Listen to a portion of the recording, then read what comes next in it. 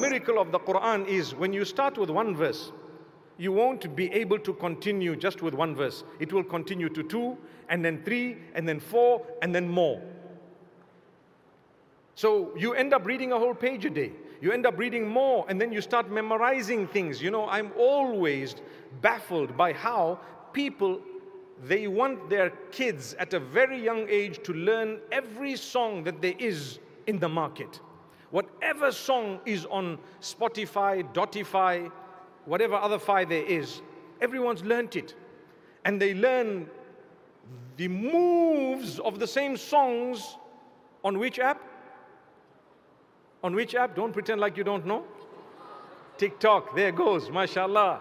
You see, we learn the moves. But I tell you what, without realizing that I could have spent my time learning verses of the Qur'an.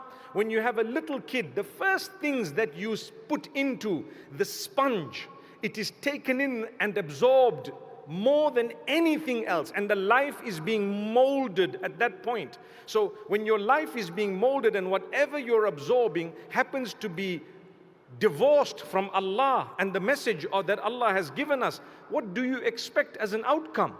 Rather, we let the child absorb beautiful recital of the Qur'an. Recently, I came across a lovely reciter by the name of Muhammad al-Faqih from Yemen. Have you heard that name? No.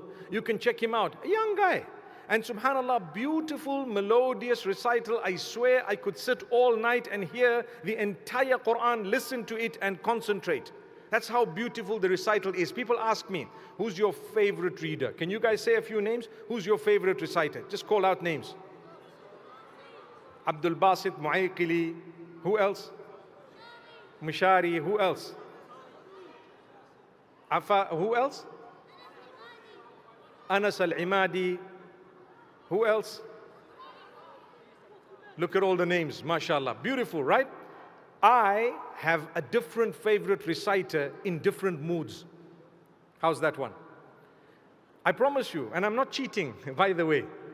Sometimes you listen to so many, Haytham al-Dakhin, for example, Hazza al-Blushi, for example, this guy Muhammad al-Faqih I'm talking about, a guy known as Ra'ad al-Kurdi, a guy known, so many reciters, one after the other. There are tons and tons of them available. And wallahi, I tell you, depending on your mood, each one will help you by the will of Allah subhanahu wa ta'ala to calm down, to soothe, to fulfill that within you that needs fulfilling, because you are connected with the Qur'an just by listening. Imagine if you are reading. Imagine if you try to read with a melodious tone. I once told some people, a gathering, that you must make an effort to read with a melody. So one of the ladies messaged me later and told me, it's so difficult to read with a melody. I said, you have to, you must. It's only you in your room. But instead of looking at the Qur'an and saying, ذَلِكَ الْكِتَابُ لَا رَيْبَ فِيهِ هُدًى لِلْمُتَّقِينَ الَّذِينَ يُؤْمِنُونَ بِالْغَيْبِ. It's not wrong to do that, but Allah wants you to beautify it.